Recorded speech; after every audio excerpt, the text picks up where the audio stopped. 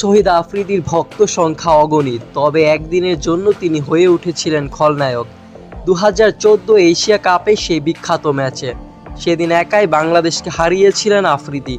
326 run করে বাংলাদেশ জয়ের কাছে পৌঁছেও কেবল আফ্রিদির আগুন ঝরা ব্যাটিংয়ের কাছেই হার মানে।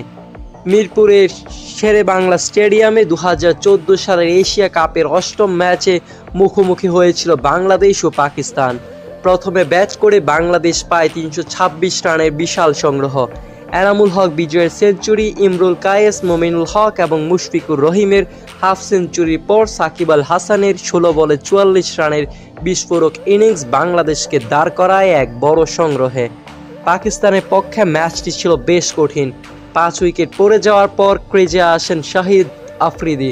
তখন দলের প্রয়োজন 52 বলে 102 রান। ওই অবস্থায় পাকিস্তানের কোচ মঈন খান আফ্রিদিকে বলেন, যাও ব্যাটিং প্র্যাকটিস করে আসো। এরপর আফ্রিদি যা করলেন তা বাংলাদেশের কাছে চিরকাল স্মরণীয় হয়ে থাকবে। মাহমুদুল্লাহ রিয়াদের ওভারে জোড়া ছক্কা, সাকিব আল হাসানের ওভারে 3টি ছক্কা এবং শফিউল ইসলামের ওভারে একাধিক বড় শট খেলেন আফ্রিদি।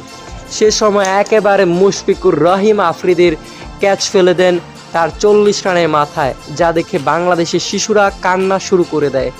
সম্প্রতি চিটাগং কিংসের হোস্ট ইয়াসা সাগরের সাথে আলাপকালে সেই ম্যাচের স্মৃতি মনে করেন আফ্রিদি। তিনি বলেন, বাংলাদেশের বিপক্ষে 50 বলে 100 রান প্রয়োজন ছিল। সেদিন আমি ম্যাচ জেতানো ইনিংস খেলেছিলাম। 40 রানে আমার ক্যাচ মিস হয়। তখন বাংলাদেশের শিশুরা কান্না শুরু করে দেয়। এটাই সবচেয়ে বেশি মনে পড়ে।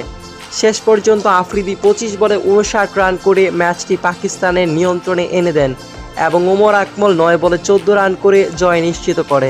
সেদিনে ম্যাচ সেরা ছিলেন শহীদ আফ্রিদি, যদিও আহমেদ শেহজাদ সেঞ্চুরি হাঁকান।